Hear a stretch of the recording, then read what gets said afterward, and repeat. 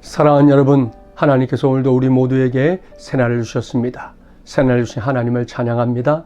이 하루 살아가면서 우리의 입술에서 찬양의 제사가 끊어지지 않기를 간절히 바랍니다. 오늘 여러분에게 전하고 싶은 하나님의 말씀, 구약성경 출애굽기 25장 16절 말씀입니다.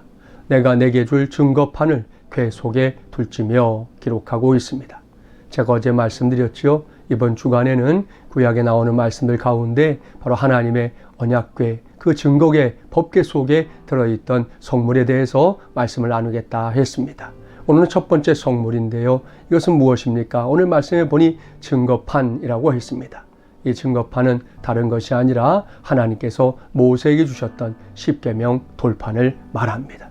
십계명 돌판이 무엇입니까? 결국 하나님의 말씀을 기록한 것인데요. 그 말씀을 하나님은 이 궤 속에, 법궤 속에 집어넣어라, 그렇게 말씀하고 있는 것입니다.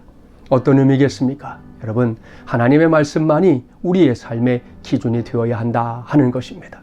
우리가 하나님의 임재의 상징인 이 법궤를 생각하면서 그 법궤 안에 다른 그 무엇이 아닌 하나님의 말씀을 담아두셨다는 것, 이것처럼 중요하고 의미 있는 일이 어디에 있겠습니까? 우리는 살아가면서 자주 경험하지만 사람들이 세웠다고 하는 기준이라고 하는 것이 보잘것없을 때가 참 많습니다.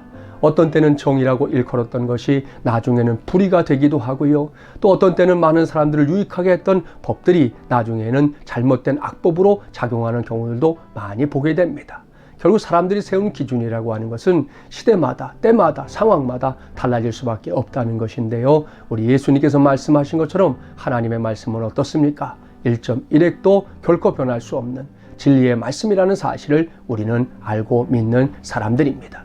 그러하게 우리의 삶에 하나님의 말씀이 기준이 된다는 것, 이것처럼 복된 일이 또 어디에 있겠습니까? 결국 우리는 우리의 생각을 가지고 때때로 서로 의논하고 회의 가운데 뭔가 서로 논쟁을 벌일 수도 있지만, 그러다 할지라도 결국 하나님의 말씀이 아니다 하면 거기에 아멘 해야 하는 것이고요. 하나님의 말씀이 맞다 그러면 그때에도 우리는 아멘 해야 할 사람들이라는 것입니다.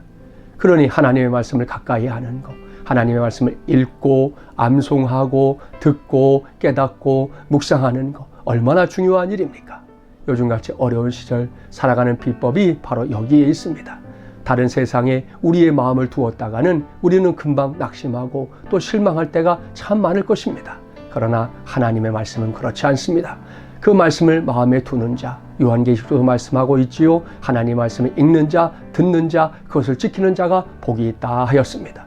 우리 모두가 이 어려운 시절 다른 그 무엇이 아닌 하나님의 말씀을 기준으로 삼아 이 어려운 시절 이겨내는 것은 물론이고 마땅히 하나님께 영광 돌리는 삶을 살아내는 우리 모두가 되기를 주님의 이름으로 축복합니다.